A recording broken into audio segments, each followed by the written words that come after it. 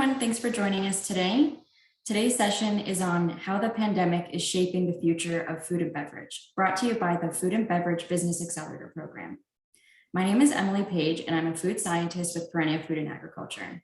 We are Nova Scotia's only development agency with a focus on agriculture and seafood.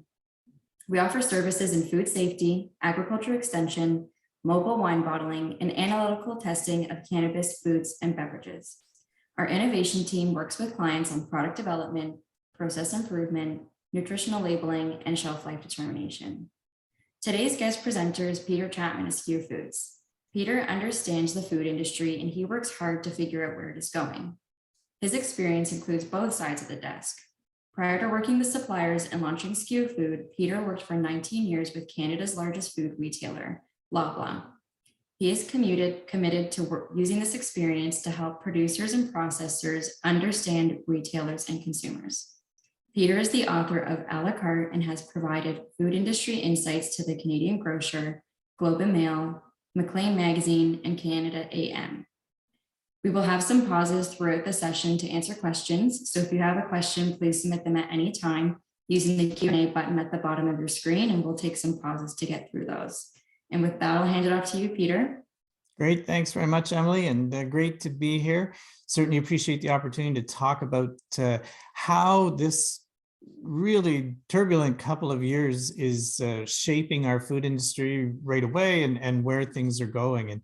And to be honest, when Emily approached me and said, we want to look at things about where they're going, but what she said was, first I want to have a call with you and talk about what you spoke about in March of 2020 prior to the pandemic, because the reality is that we did a live session at the Nova Scotia Ministers Conference about trends in the industry and where things were going. And when Emily said she wanted to have that call, I was a little bit like, oh, okay, I guess we better go back and check about what we were talking about and whether we were at least on the mark with some of the things that we were explaining about what was happening in food and where things were going. And I'll be right up front, I didn't predict the pandemic at all, but it was very interesting to kind of go back and take a look at what we were talking about. So first, let me take you back to that March 3rd, 2020 day. And so that is a picture of the Nova Scotia Ministers Conference. We had a great crowd there that day. And you can see that small sort of dot at the front. That's me on stage talking about trends and where things were going in the food industry. And actually, it's interesting as we've evolved to a lot of this virtual work and doing things remotely that, I don't know, you might actually see me a little better today than you could that day. If you were at the back of the room, it looks pretty small from the back. But it was very enlightening for me to go back and look and see what we were in fact talking about. So Emily, the first thing I want to just get a sense from our group here today is who was at that ministers conference on March 3rd in 2020. So if people want to just enter that answer there on for the poll, that would be great. I know Emily's got it up on the screen. So did you attend the 2020 Ministers Conference in Halifax? And you can select yes or no, or if you're like some of us, maybe you can't remember what you did prior to 2021 because so much has changed, and we've had a lot of different things for people, especially in the food and beverage industry, to juggle. But there's no doubt that the pandemic has had an impact, and so a quarter of you were there, and 75% of you weren't. So that's interesting. So I'll sort of reference a little bit of what we did talk about that day.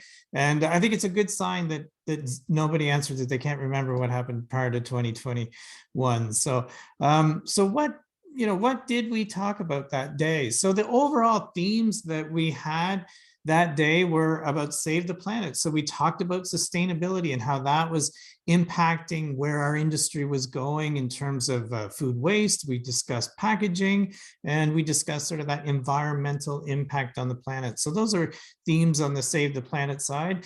Then we also talked about a balanced lifestyle, about how hard it was to get labor, how consumers are trying to spend a little less on food. We talked about some of the options that were coming into the market, like more food being purchased at places like Giant Tiger and that kind of thing, not your maybe traditional food retailers. And then also we we also talked about sort of a new generation of consumers creating an identity. So that was a lot about millennials and how we could get them into grocery stores and what are the types of products that they're looking for, that kind of thing. We talked about it's a small world where the face of our Canadian population is changing, and how as food and beverage producers and processors, we really have to adapt and figure out how to meet the needs of a changing population. I think in somewhere where we talked about the lifestyle, also we talked about food safety, some of those kind of things. And then in that Fountain of Youth section, we talked about how some of the product mix was changing. The consumers were looking for more plant-based proteins. We also talked about buy local and the fact that consumers were looking for more local products and some of those kind of things. So those were some of the different things we talked about that day. And really, I mean, I do remember having conversations with people sort of in the hallway, I guess you'd say, about what do you think is going to happen with this this stuff we're reading about in the news, and then, you know, the rest is history, as they say. But a lot changed within weeks of that conference, and it actually was the last sort of big opportunity that I had to speak in person to a group where everything moved virtual. So, but when I went back and looked at what we talked about that day, and then tried to start to say, okay, what should we be talking about here in March of 2022, 2 years later? One thing it definitely just hit home for me so much is that being on top of these trends and what's going on in our industry is so important for your business. You really do need to be on top of what consumers and your customers are looking for. So it just, again, it reinforces what I like to always remind people is that success in this industry is not just about producing great products to sell. It's about selling the great products you produce. And if you want to sell them, you need to be in touch with those trends. You need to have a great, you know, sort of insights into what's going on. And if you're busy and depending on the size of your food and beverage business, perhaps you assign that task to somebody and say, hey, look, you're the one who's going to kind of keep us abreast on what's going on. And once a quarter or once every 6 months, you need to come and talk to us about what's going on with consumer trends. And there are lots of sources and places that you can find trends and what's happening in our industry. But and so I would encourage you to look at a lot of them. And one of the approaches that we've tried to take and the work that we've been fortunate to do with Perennia on this issue is we've tried to take more of a value chain sort of look at this. This is not just a consumer focused look. It's really what's going on in entire food and beverage value chain. So when we talk about, you know, how the pandemic is shaping the future, it really has had a big impact on things. And so today, what we're going to do is we're going to talk about some trends which, from my perspective, have been accelerated because of the pandemic. So you can see them listed there. We're going to just jump into some of the things like buy local and e-commerce, both things that were happening, but really just got really ratcheted up with some of the changes from the pandemic. And then service level we're going to touch on. We're going to talk about labor. We're also going to talk about plant-based protein. I mean, those sections are growing. And then also food safety. So those are some of the trends that we've seen get accelerated during the pandemic.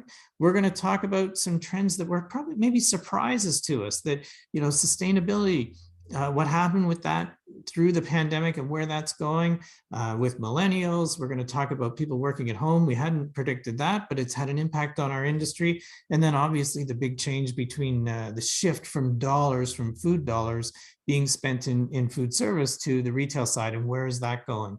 And then we're going to talk finally about some trends that are what I like to think of as sort of more relevant than ever. You know, these are things that really, perhaps they didn't speed up, but they're probably more important than they were. And that's really the value of food. And that's something that to me has probably been the biggest overall shift because of the pandemic. Then we're going to talk about cost of goods. I mean, that is a huge, huge issue as a food and beverage processor right now, or a retailer. Anybody in our industry is something you're dealing with. And the events of the last few weeks are just going to make that even more compounded as energy costs rise and probably commodity costs. So lots of things happening there. Also the consumer, how they're changing. And then we're going to talk about virtual selling, really that point of contact between a producer and processor and their customers, the retailers or wholesalers. So those are some of the overall things we're going to talk about today. Now, what I'm going to do, I'm just going to copy. I do have a link for you that you can access, and I'm just going to copy and put that into the chat here so that you can download that. So you don't have to take a huge amount of notes if you would rather just sort of enjoy things and listen along. There is a thing that you can download. All you have to do is visit our website there, and you'll be able to get that.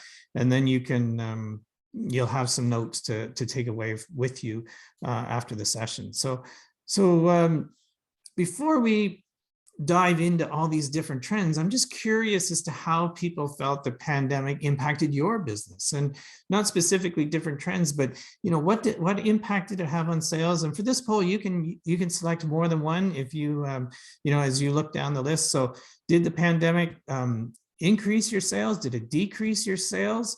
What happened to your cost of goods as a result? We're interested in what happened with labor.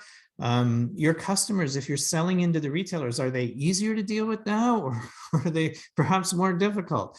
And I don't know, maybe if you don't use it back if you dealt with me at Loblaws, because that wouldn't be a good measuring stick. So maybe just more in the last couple of years. Or perhaps it's been business as usual for you. Maybe you've seen no significant changes. And then if you did have some other impacts, we'd certainly be interested to hear about them in the chat. Just put a few words in there for us, for sure. And as Emily mentioned, we're really want to take time for questions today too. If you have some things you want to ask about, for sure, that's a great part of these sessions where we can have that interaction. And if you think back to the ministers' conference, where it was in a great big room and there were, I don't know, I think they said 300 or 400 people there that day, it's kind of hard to ask a question. But here in this environment, you can use the chat and you can put it in and ask us a question. So we'd be more than happy to answer any questions that you have coming out of some of the things that we're talking about, because they really do impact your business. And we put together the content and do our best to make it relevant and right for you. But if there's some specific questions, then by all means, just put them in the chat, and we'd be happy to answer them. So Emily, did we get any answers to our poll there? Let's see what people are saying. So almost half of you said that it increased your sales. And I think that's been something that we've seen a lot across the food industry, where people have been home more, and it has had a more often a positive. Now it depends. If you were heavily invested in food service, then that's been a struggle because the sales have been down. So we see less than 10% said it reduced the sales. 80%, incredible, feel that it's increased your cost of goods. And I think I would probably be right there with you. I think that there's no doubt that a lot of things have happened that have increased your cost of goods, not just inputs, but labor and efficiencies and a lot of different things. So almost half of you felt that it's been tougher to find labor, and also half of you felt it's increased the complexity of running your business. And I think those are just big challenges that as an industry, we have to continue to try to work and overcome. Less than 10% of you feel the retailers are easier to work with, and 14% say more difficult. So I guess if we look at that, then perhaps close to 80% say it's about the same. One of the things I felt that I might have experienced going through the pandemic was I did feel there was maybe a little bit of an increased sense of cooperation, probably earlier in 2020, as we really struggled to keep the stores full, between retailers and suppliers. And instead of that, kind of animosity that we get sometimes, we had a little bit more cooperation. So anyway, we appreciate you sharing your insights with us, because it's always interesting to hear what people are thinking about, sort of what's going on in their own business. So let's dive into some of these trends. Let's take a look at the ones that from our perspective have been accelerated because of the pandemic, and things that you should really keep working on in your business. So the first one being this whole issue about buy local and buy Canadian. And people, we said back in 2020, people want to know where their food comes from. And we had some pieces of what the Sobeys local program, but that's really been ratcheted up. I think that I commend Sobeys for what they do, making space in their stores for small to medium-sized processors, serving 10, 15 Sobeys stores, that kind of thing. And then recently, I believe it was in 2021, Loblaw announced that they were going to have a local program, and they wanted to make some space in their stores. So you can see the photo on the left is the rack in the Loblaw stores in Atlantic Superstore. So all of the retailers, Walmart, everybody are trying to make moves to have more local. And I'm sure you're familiar with the story about French's ketchup, where it was delisted at Loblaw. This is prior to the pandemic, but because of consumer pushback and sentiment, because French's was the only ketchup made in Canada with Canadian tomatoes, Loblaw was forced to put it back on the shelf. And so it shows you the power of the consumer in this whole issue. And just a little bit of an appendix to that, Heinz does make ketchup in Canada again now. They've brought that back. They're producing it in Montreal.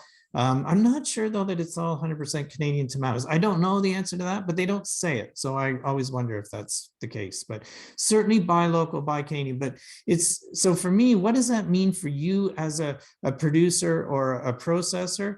What should you be doing about that? The first thing is it's created a lot of opportunities. It's incredible how the opportunities are there for small to medium-sized processors. But remember, it's your job to tell your story. You've got to make sure that you're sharing your story with everybody, and you're going to get so tired of it, but you still are only going to reach a small fraction of the population. So make sure you continue to tell that story and explain all the great things about what you're doing. Next thing about this is you need to execute. Because you've been given this chance to get on the shelf, make sure you deliver. Make sure that you've got your product where it's supposed to be, when it's supposed to be, that it scans properly, and all those kind of things.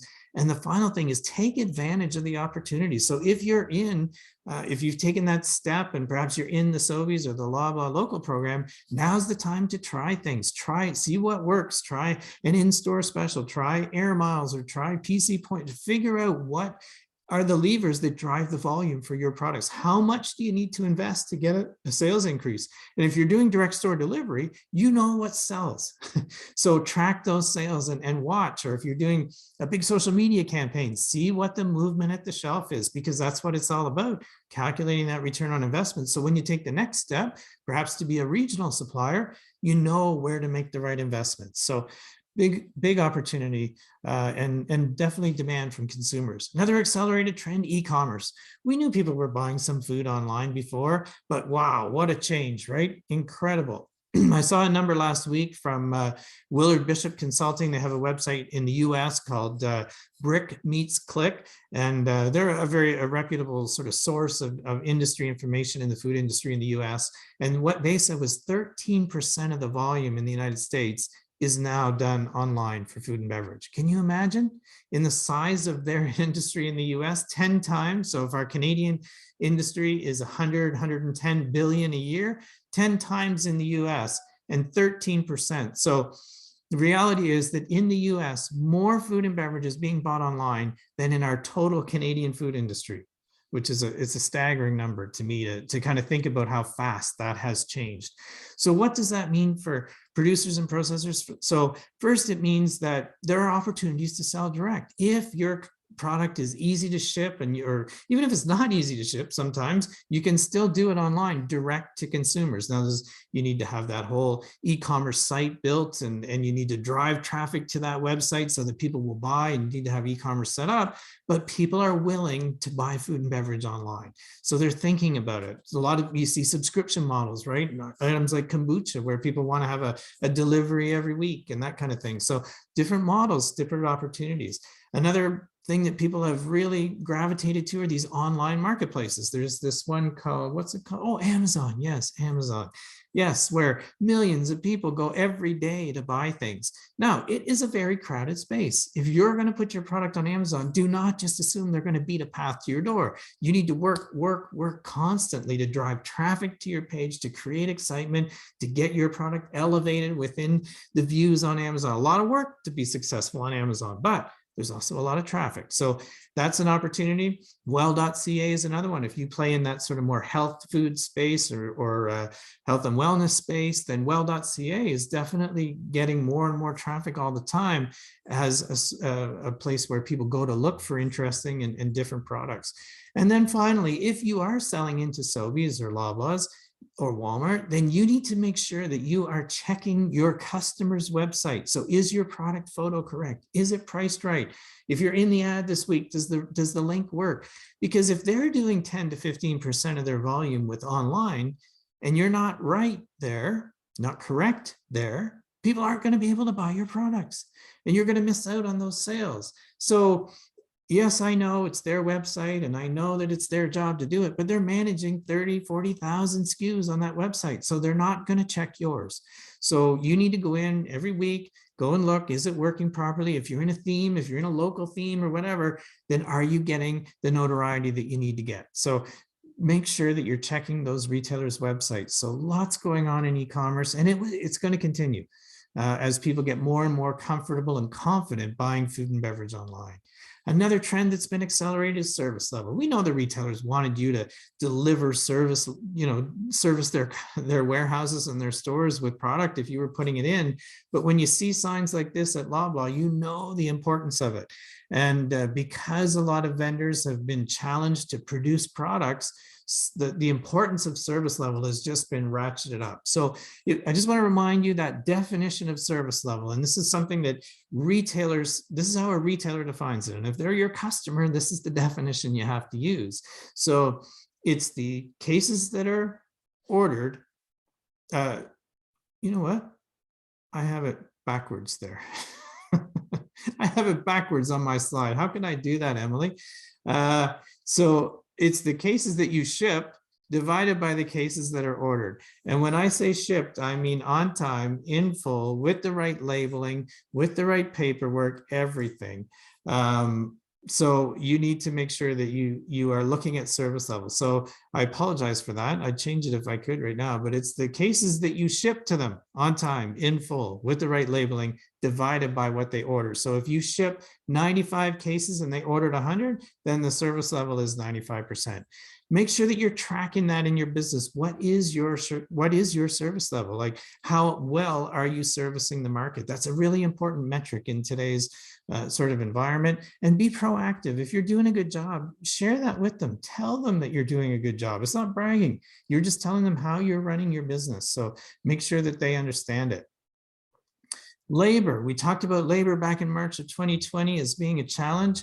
And I'm sure for most of you, and we saw in our poll, how that has just been even more challenging since the onset of the pandemic, with lots of different things happening in the marketplace to impact that. But what you really need to keep doing is make sure you put the proper resources towards getting labor. It's not as easy as it used to be. And how people look for work is very different than it used to be. It's not maybe the newspaper ad that I might have applied for years ago. So really think about how that's going to impact your business. Make sure you're tracking the impact of labor on your cost of goods, because you need to keep communicating that to your customers. If your labor cost used to be 15% and that is increased because of the cost of labor and that kind of thing, and it's more and it's making your product cost more, then you need to keep sharing that with your customers, because it's really important that they understand what's happening in your business.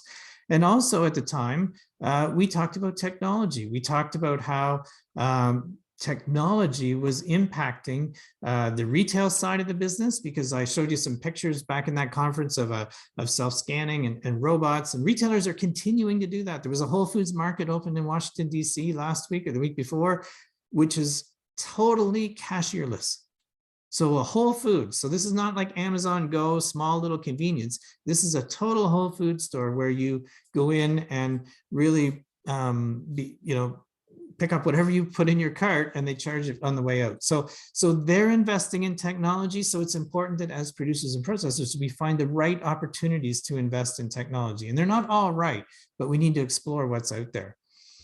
Also, we talked about changes to the shopping basket. So this whole plant-based protein category that was really just starting to get going. And if you go and look in the stores now, take a look at the shelf space, because it has expanded incredibly, the amount of space that is devoted to these products.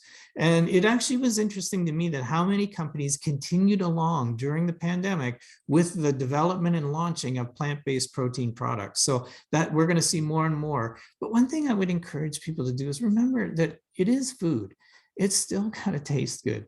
And we have a lot of these products. We try them in our house, and we have consumers who, people who influence the buying. They don't pay for it, but they influence the buying.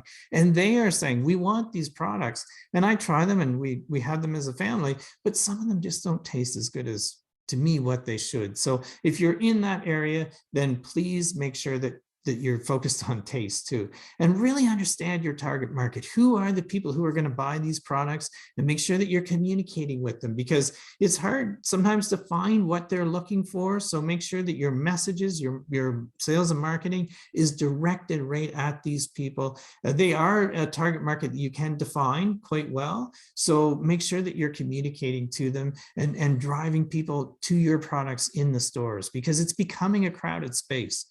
So food safety, another trend which we know has been in our industry for a long time, and it's not going away. It's something that during the pandemic, we put it into the accelerated category because it became even more non-negotiable, because the retailers were so focused on getting inventory and trying to operate their stores. Their resources were more limited than ever. So they really did push suppliers to be compliant. And the other thing for me that was interesting is that I didn't see any experiences where people were willing to compromise food safety to get inventory. And that was interesting for me, because that said, that's how entrenched this is in what is going on in the value chain. So it's there, and we have to make sure that we're at least meeting the requirements, if not exceeding them. And then if you're going to get into private label, and I would say that for companies, especially if we have a lot of people from Nova Scotia, Atlantic Canada here today, that private label is an opportunity to ratchet up your sales without the huge investments in sales and marketing in different regions of the country. But if you're going to get into private label, you have to know that they are going to make you meet certain minimum standards for food safety. So understand what they are, figure out when it's right for your business, but it could be an opportunity for you to grow your sales without as much investment in some of the sales and marketing or even distribution challenges that come with other regions. And as you think about all these trends that were accelerated, just think about whether people are using your products a little differently than they might have prior to the pandemic.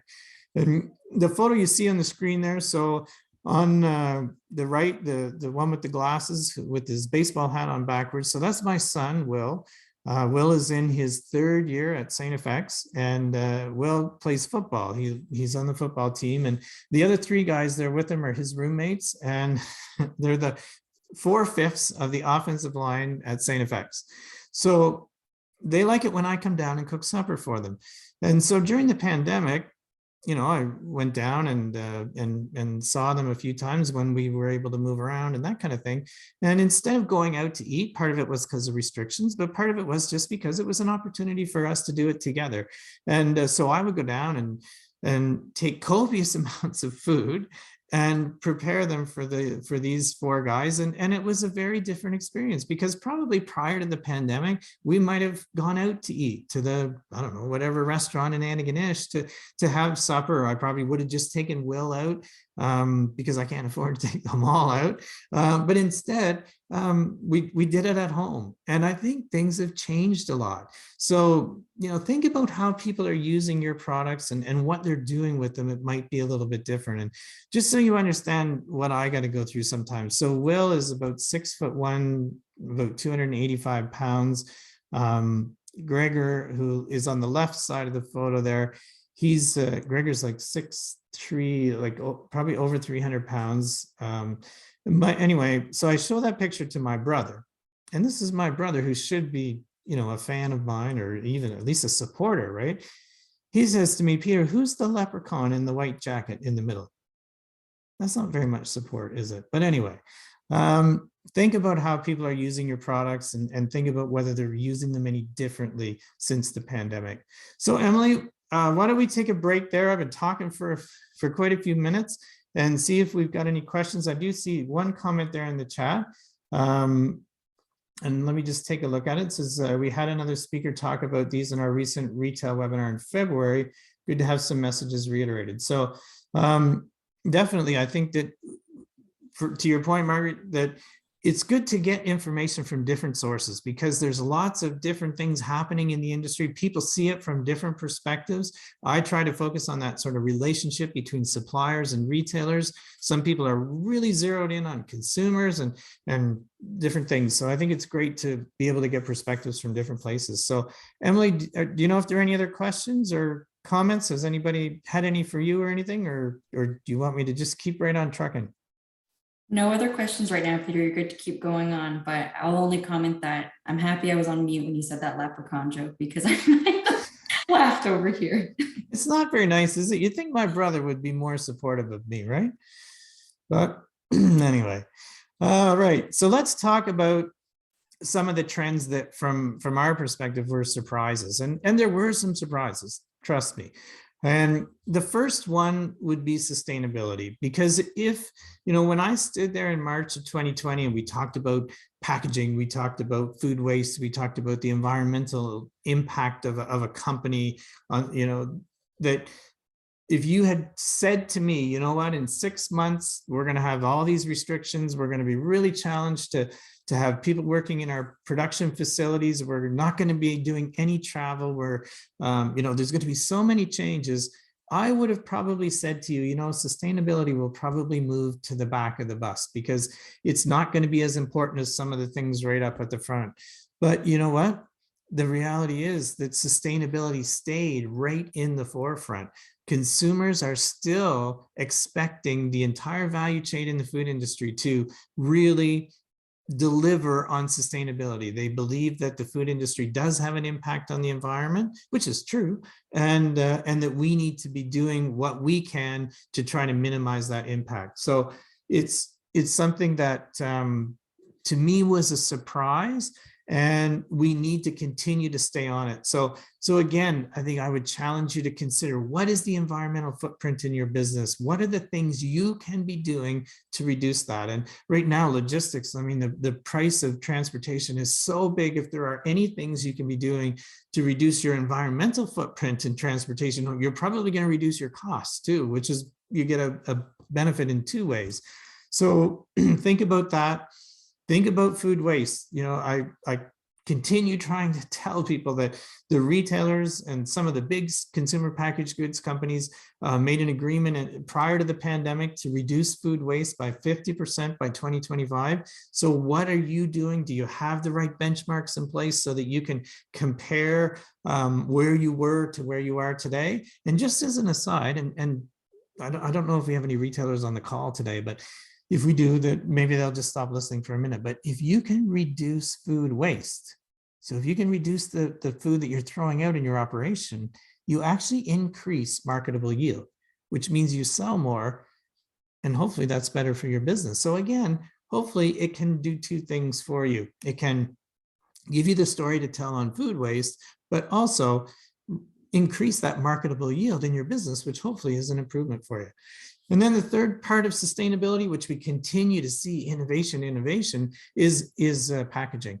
And there's products on the shelf that are getting to the shelf because they have a sustainability story to tell. And that was not the case in the past. So, they're making room for products where they go, wow, the sustainable packaging is enough for us to put that on the shelf because we believe enough people are going to buy that product because of the sustainable story in the packaging.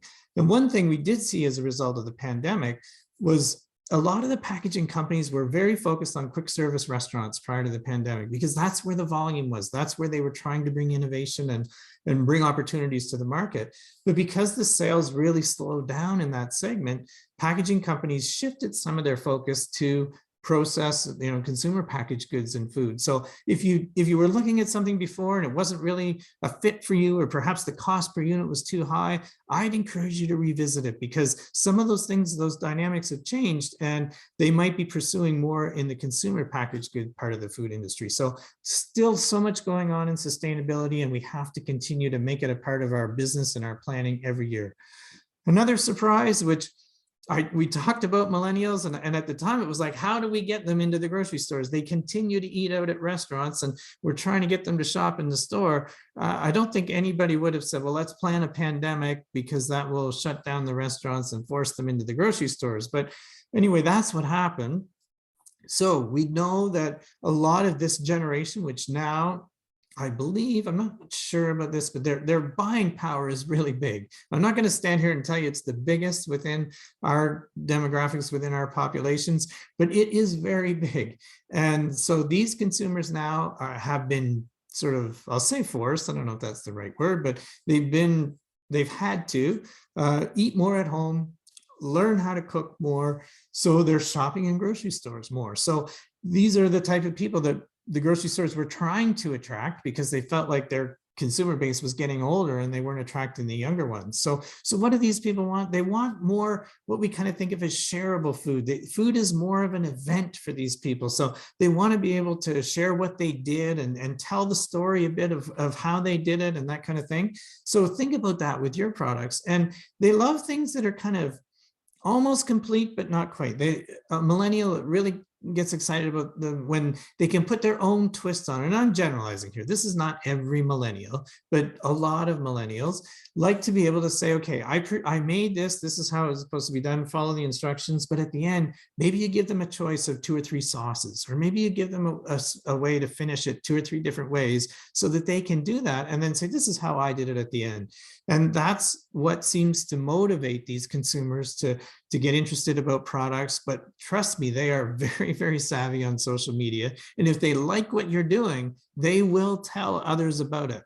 If they don't like what you're doing, they will also tell others about it. So, and these are people that buy based on reviews, right? These are people who buy a lot of what they purchase in their household based on what other consumers say. Consumers they might not even know are saying, you know, I like this or I don't like this, and it influences their purchasing. So a big part of the population now, and you need to think about your consumer marketing and whether your products are appealing to this generation, which now is much more attuned to shopping in the grocery stores. And yes, they'll return to food service, but they're probably still going to eat more at home than they ever did before. Another surprise, obviously, was consumers working at home. We know how many Zoom calls have you been on with a dog and somebody's dog barking in the background. But anyway, it is a very different working environment. And I know now that as restrictions are beginning to be reduced or eliminated, there's a great debate. Do people go back to work in the office? And especially if your products are being sold in urban markets where that sort of density of people working in offices, it's going to change. But I don't think it's ever going to go all the way back. I think a lot of people have said, you know, I like this flexibility. I'm more productive now. I get more done and I can be home when my kids get home from school or whatever it is. There's just more flexibility. So that impacts us. And we have to remember that we have to adapt. So we're going to be probably working and living in this modified future where people are going to have different hours. They might go to the office 2 days a week or something like that. So it's changing. Obviously, way more people eating breakfast and lunch at home than they did prior to the pandemic. That was a real big market for QSR, quick service restaurants. You know, the people who would do the drive-through and get a coffee and a donut or coffee and a muffin or coffee and a bagel or something or a breakfast sandwich, all these things, which because they're not going out, they're eating more of them at home. So what are your products doing to service that market?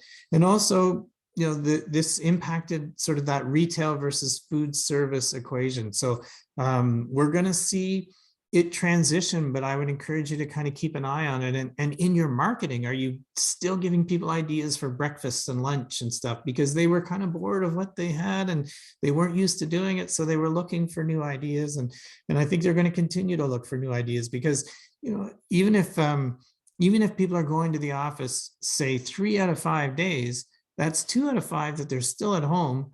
2 out of 5 is 40%. So that's 40% more breakfasts and lunches that they're going to probably consume at home. So it's a different market that we're going to be working in.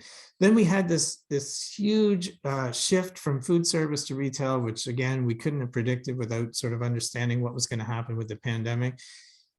To give you a sense of the magnitude, prior to the pandemic, the split between retail and food service sales in Canada was probably about 70-30. So 70% of food dollars were spent at grocery stores or food stores, and 30% were spent in restaurants and food service.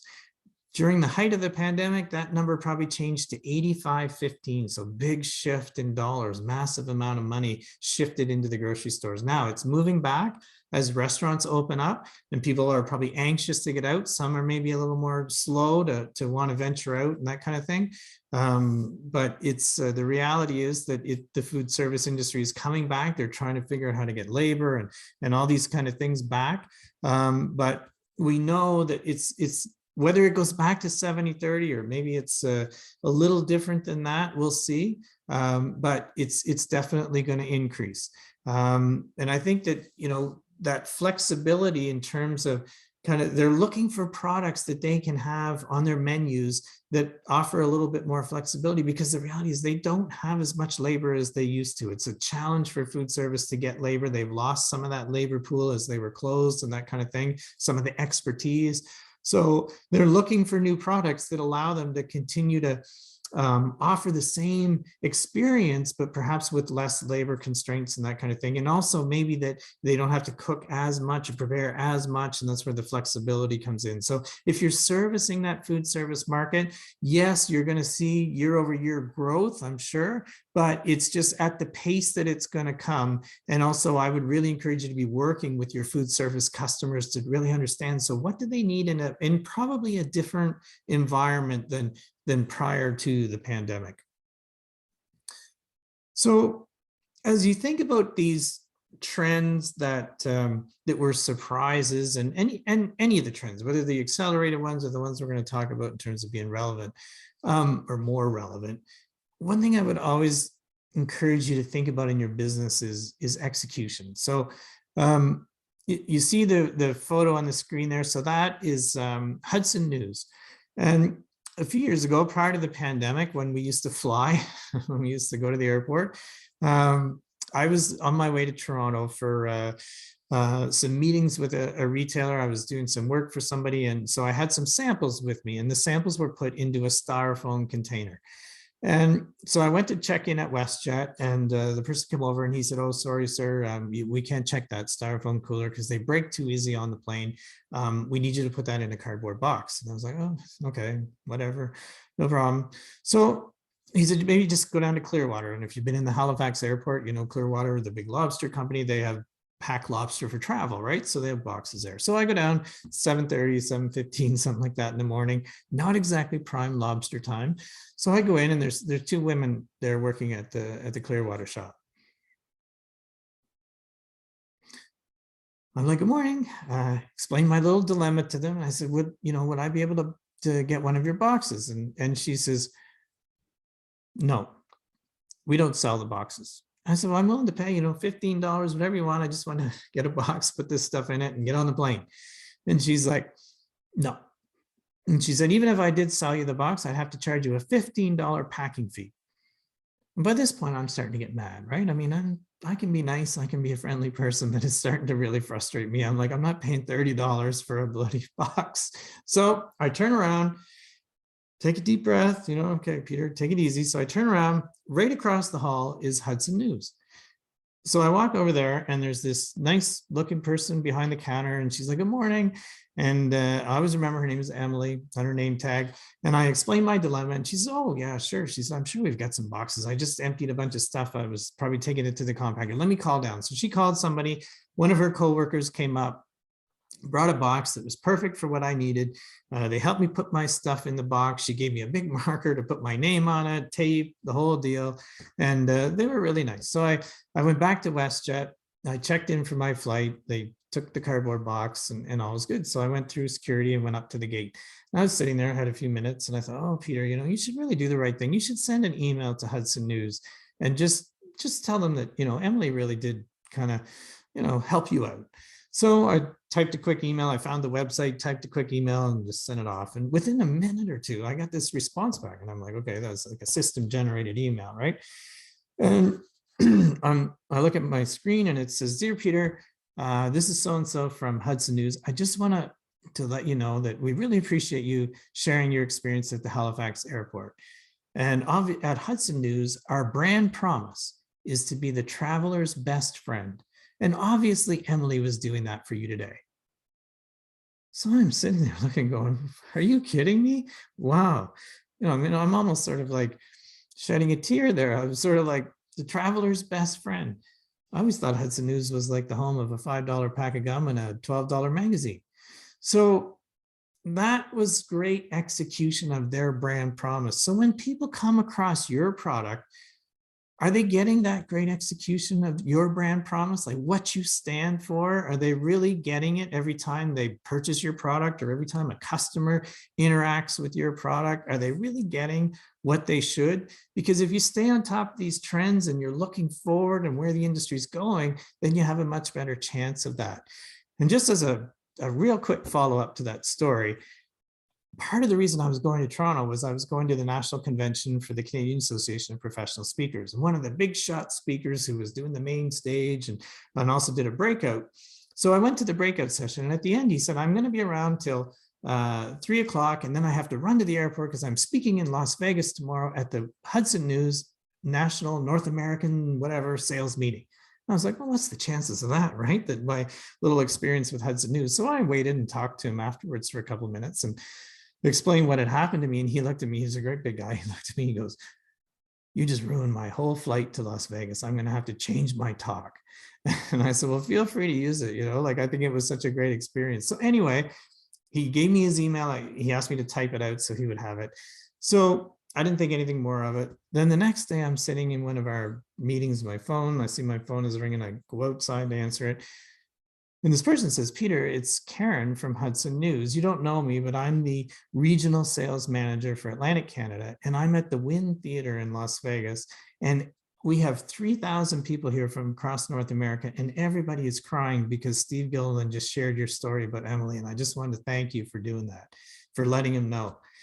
And so then I was like, oh, wow, that's good. This whole thing is exploding.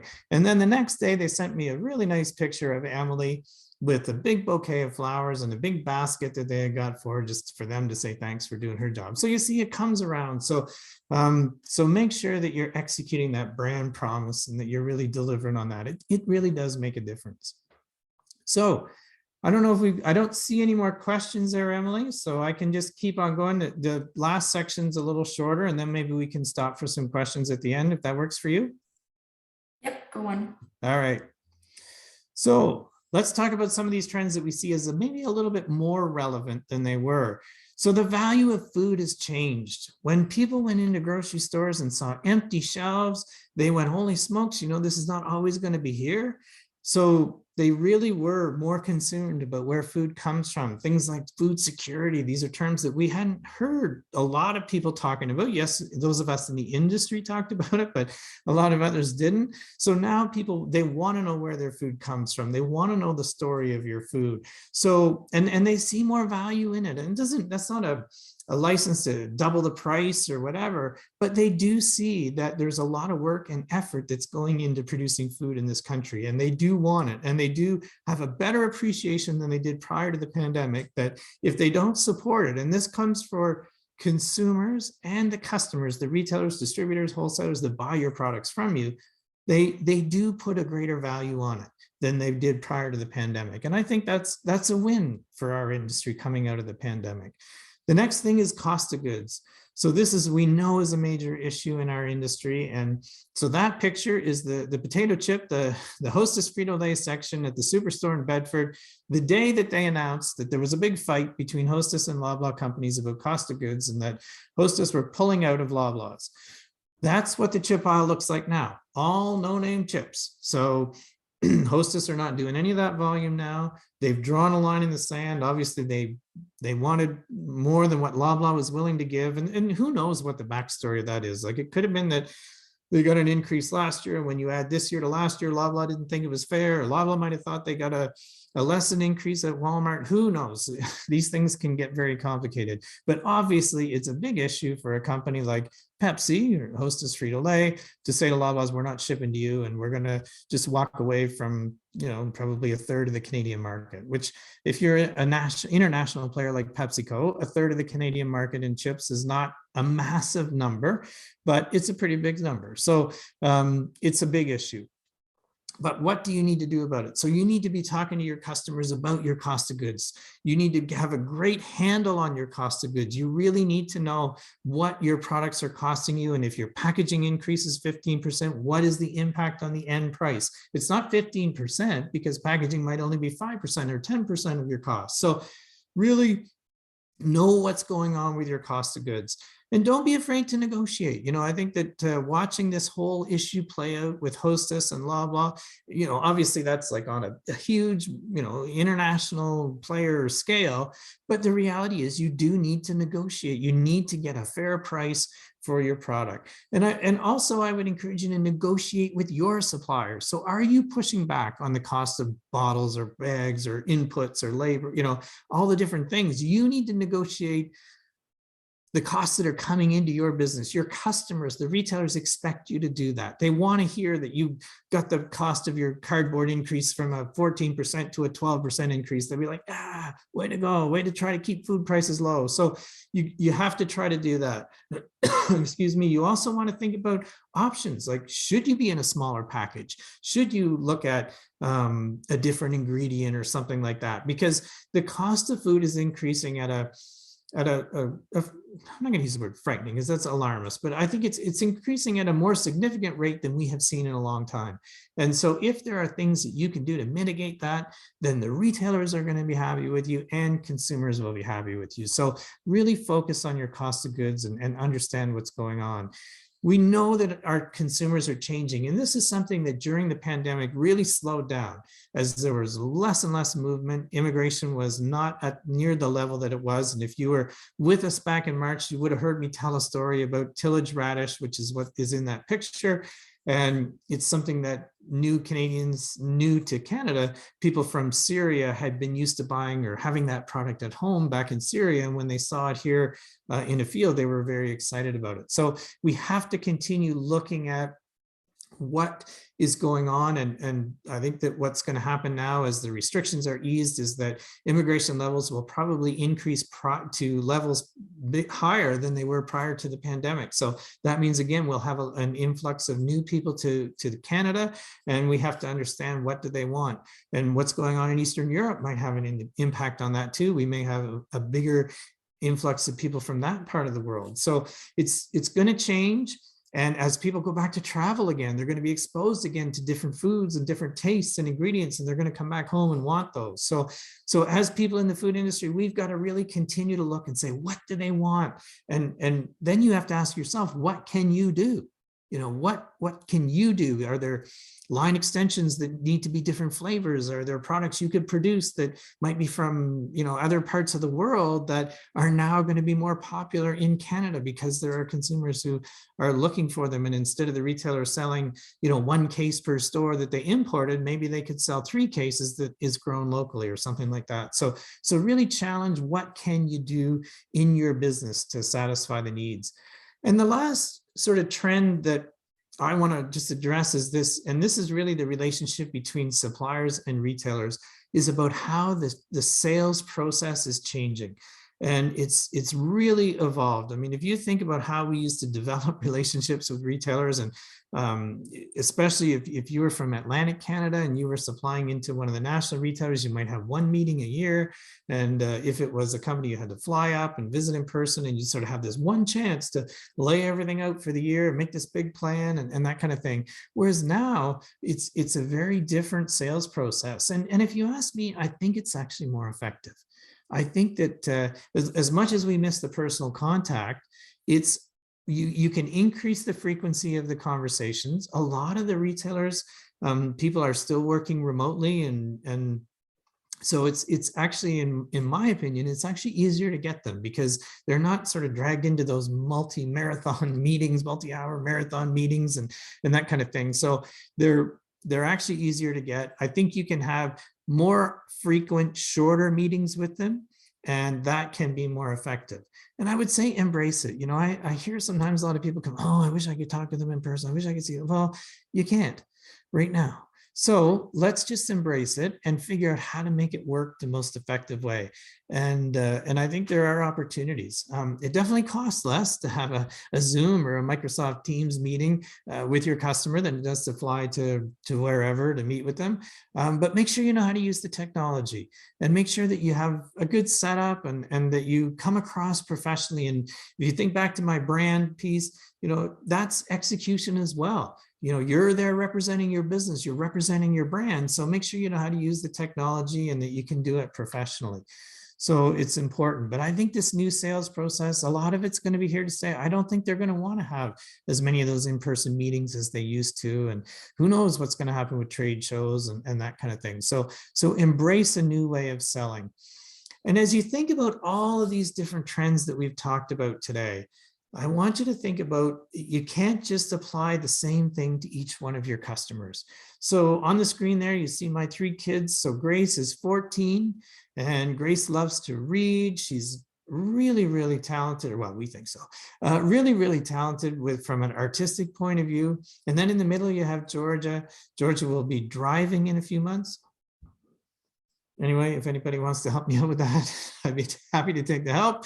But Georgia will be driving in a few months. Georgia loves dance. She plays the flute. She's in high school. And then you met Will a little earlier. So Will's 21, in his 3rd year, taking business at St. FX, and lives for football and weight room, and seems to want to play golf now. So, but they're all different. They're my 3 kids, but they're all very different. So when you think of dealing with Sobeys or Loblaws or Walmart or farmers markets or selling direct, it's all slightly different. Yes, they're all trying to sell food, but they have their own way of doing it. So make sure in your business that you adapt to that you have processes set up so that you can help them understand what's about your business, but make it relevant to them. If I need Georgia to walk the dog, I have a different strategy than I do with Grace. So if you want Sobeys to do something, you probably need a little bit different strategy with Loblaws or with a farm market. So think about that as you're applying these different trends to your business. And it's time to take some questions, Emily. We've been talking a lot about all these different trends, but I think if there's any questions, I'd be happy to take them now. I don't see any there in the chat, but I'm here and be happy to answer them for people. Yep, I definitely encourage people to put some questions in the chat. Peter and I are happy to stay if there's a couple minutes extra as well. So don't be afraid to put them in there. I thought it was interesting, Peter, actually you pointing out that your 3 kids were very different, and that's the different retailers, or like a perspective of that. But where I thought you were going about it is they're the next buying group, right? As Gen Zs, they'll be the next people, and they're all 3 very different people. So you can't also just categorize it, but I guess I was wrong on where you were going with it. Well, you're right. And they do have a huge influence on what we buy in our house. Will might influence the quantity more. Georgia and Grace might influence the type of food. And then Georgia has an intolerance to lactose, so we kind of have to deal with that in our house as well, which is more prevalent than it was years ago. There are more people, more consumers have different needs like that. So yes, but they definitely they are part of that Gen Z generation that's coming on. And I guess the reality is sort of pushing people in my generation, even further along that curve. It's frightening to think about that, but yeah, they're definitely bigger supporters, or even more so of the plant-based sections as well. Oh yeah, definitely looking for different things in that regard, and encouraging us to try that, and having so many meals a week that are plant-based and that kind of thing, which I probably never would have suggested myself. So they do influence what we buy. So we didn't get any questions in, and again, if you have anything, please don't be shy. We got to thank you. And just before you go off, I did share a link in the chat that Peter brought up, that Agri-Food conference. We are doing, well, right now it's actually happening online. So there are 3 more webinars in those sessions. And then we are, knock on wood, going to be in person in November. Peter and I will both be there. There's a bunch of sessions, there's vendor booths. It's a great networking event. If anybody on the call is a small business, I'd highly recommend coming, popping around, networking, and meeting people. And Peter did also share his link that you could download a PDF of what he went over today. So don't miss clicking on those before you exit the call. But no questions came in here, Peter. So do you have any other final remarks? Well, the only other thing I would just remind people, and I said it at the beginning and I'll say it at the end, is that success is not just about making great products to sell, it's about selling the great products you make. And that's why we have to stay on top of these trends and see where consumers are going and where retailers are going, because that's where you have to position your business. And I think the businesses that were on that prior to all of the upheaval of the last 2 years, I think we're able to weather the storm and actually benefit from it more. So I encourage people to stay on top of those. And if you have any questions, my email's there, my phone number, just let me know and we'd be happy to answer them if you think about something next week or whatever. So. Yep, absolutely. There was one question that was there about the conference and how to register. If you click on that link, that information is there. But if you do have any questions about the conference, you can feel free to email me and I can put you in contact with the right person. And with that, we're here right on the dot, 3 o'clock, Peter. Thank you so much for presenting today and trusting my gut on this would be a great topic. And I think it was very interesting. I think we had a great audience today, and everybody else have a great afternoon. And we'll look forward to seeing you next time.